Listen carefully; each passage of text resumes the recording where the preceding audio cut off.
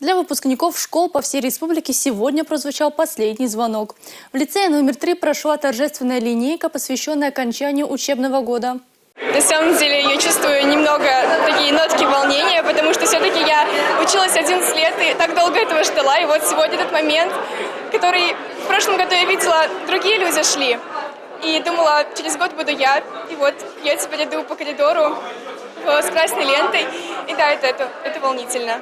Трогательный момент для выпускников. Слезы родителей, напутствие от преподавателей. Впереди экзамены. Сегодня наши выпускники выходят в большой мир. Я им пожелаю удачи, я им пожелаю того, чтобы они ставили перед собой максимально высокие планки, достигали результатов, гордились собой. Выпускники прощались со своими учителями и школой. Наступает время самостоятельных решений. Я уверен, что все вы будете помнить, что вы дети Чувашской земли.